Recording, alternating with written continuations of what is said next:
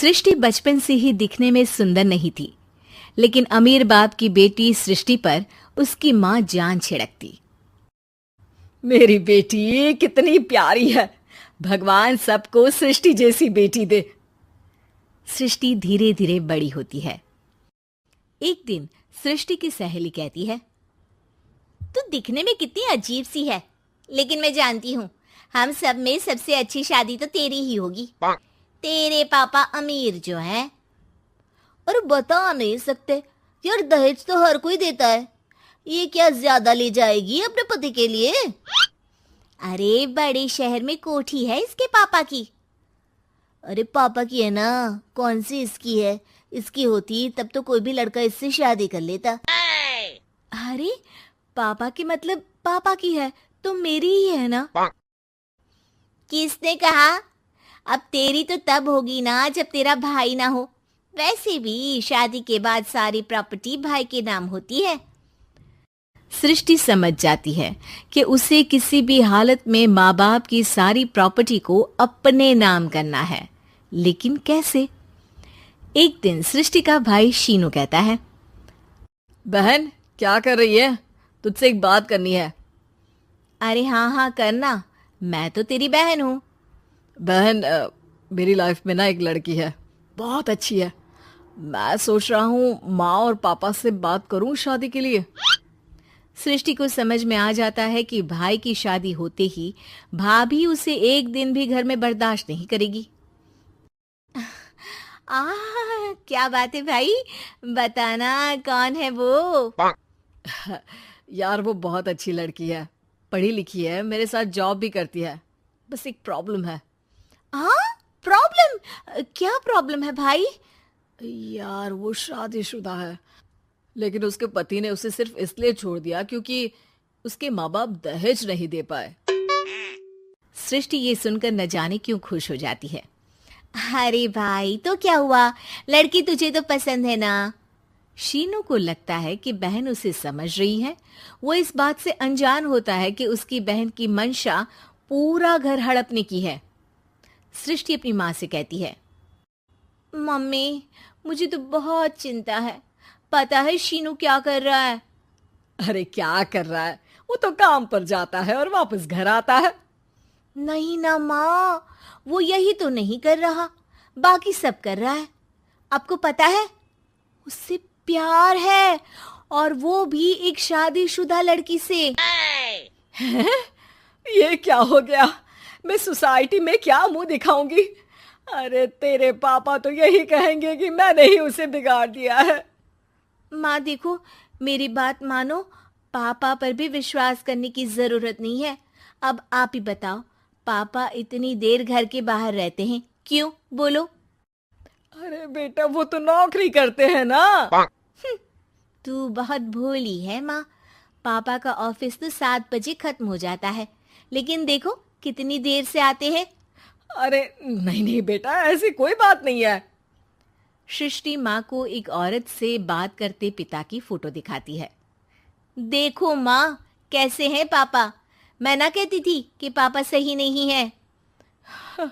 मैं तेरे पापा से बात करूंगी, दे फोटो मुझे। ओ माँ, वो तो डिलीट हो गई। लेकिन चल, तूने तो देख लिया ना। पापा से बाद में बात कर लेना, और हाँ मेरा नाम बिल्कुल मत लेना। हाँ माँ। अब क्या था, सृष्टि के माँ और पिता के बीच झगड़ा होना शुरू हो जाता है। सृष्टि के मन में क्या चल रहा था कोई नहीं जानता था। एक दिन, माँ सृष्टि के लिए एक लड़का देखा है, वो लोग शाम को उसे देखने आने वाले हैं। और हाँ माँ, एक खुशखबरी, मैं और पापा मिलकर एक नया बिजनेस ट्राई कर रहे हैं। शाम को लड़का आता है, सांवले रंग का। सृष्टि को तो बिल्कुल भी पसंद नहीं आता।